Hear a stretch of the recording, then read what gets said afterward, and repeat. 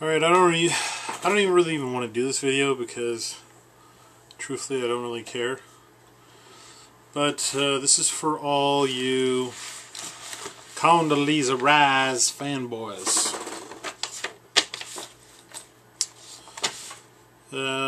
Condeleeza Rice, I don't like her.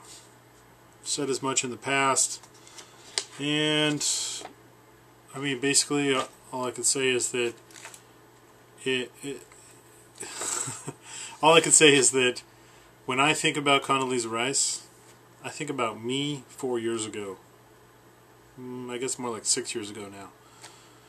Frickin' neocon. It's the best way to describe it. Let me read a little something to you from the transcript of Condeleeza Rice's convention speech for George W. Bush.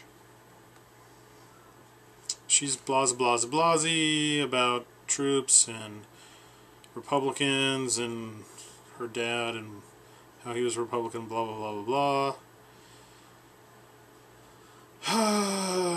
Right.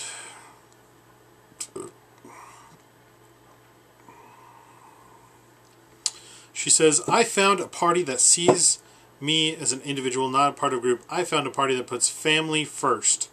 I found a party that has a love of liberty at its core. Keep that in mind. A love of liberty at its core. The Republican Party. This is Condeleeza Rice's opinion. She then goes on to say that George Bush is a man of his word. Okay. Okay. She also says that George W. Bush and Dick Cheney live and breathe Republican principles. Those Republican principles. Remember, love of liberty. This is the same George W. Bush that passed the Patriot Act. Of course, it hadn't been passed at this point. But, yeah. So that's pretty disconcerting. So anyway, she's at a thing. I don't know, what is it called? They raise money for Romney or whatever. And she gets 2 standing ovations of over a 13-minute long speech of some kind. Yeah, probably to whoever these... shit.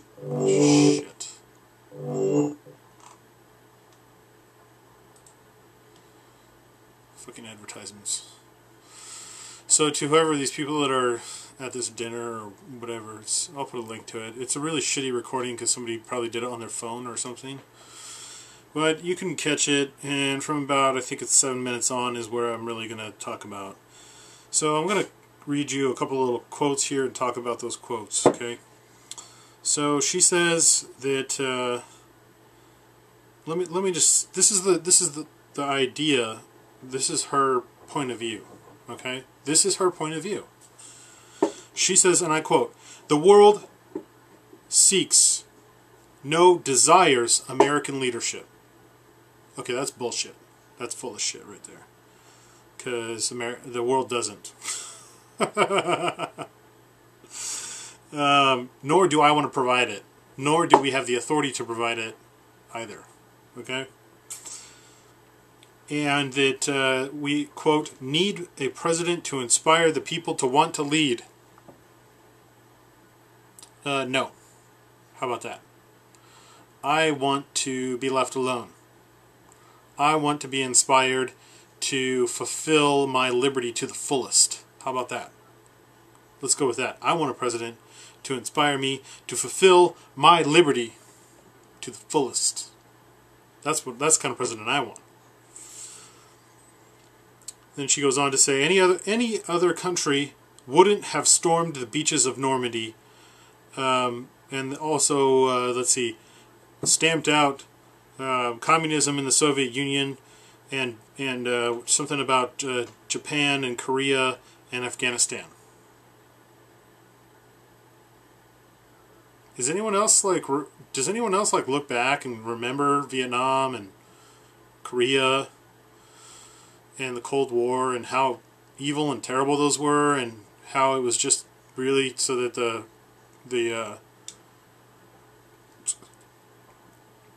military-industrial complex could make a ton of money. And Afghanistan. Dick Cheney. Anyone? This was a few days ago. This speech was a few days ago. Then she says something, I can't remember in the context that she said it, but she was saying that basically Romney stands for, quote, American exceptionalism, which I have a video on. Look it up. American exceptionalism. There's too much to cover in this video for that. Which, yeah, I don't believe in American exceptionalism. She says, it doesn't matter where you come from, but where you are going as a nation. I disagree. I think that everything is based on where we came from. Everything. To look back and see what we've come from. To look back and see what we had. What we came from before that. Tyranny, injustice. No representation. It's important to look back, to learn from history, or you will be doomed to repeat it. If we do not lead someone,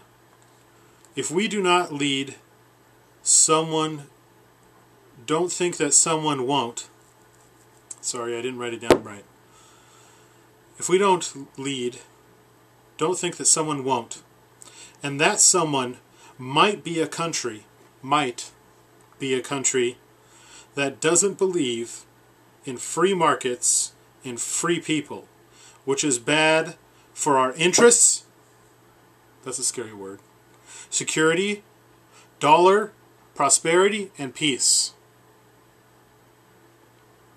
I cannot tell you how upsetting that is to hear that. If we don't lead, don't think that somebody else won't. First of all, what business is it of ours to lead the world? And on a personal level or on a state level, what business is it of ours to go to any other nation? And this is the bullshit from neocons that I hear all the damn time. All the damn time. Oh, well, we need to have American leadership out there. Bullshit. Would you want fucking Chinese leadership over here? Absolutely not. Of course you wouldn't. I don't. So why do you think it's okay for us to go and lead them? What makes us any different? What makes us better? What makes you so special? Just a bunch of self-righteous assholes, if you ask me. If people minded their own damn business a lot more, then everyone else around the world would probably be having a better time and like America a whole lot more. Because people would be like, America? Isn't that awesome country where everybody's free and the government never bothers the people, but they'll fucking rape you if you try to fuck them up? Yeah, that's the kind of America I want to live in. The one that, yeah, maybe our dollar's not the best. Maybe our interests aren't being fulfilled as we would like them to be.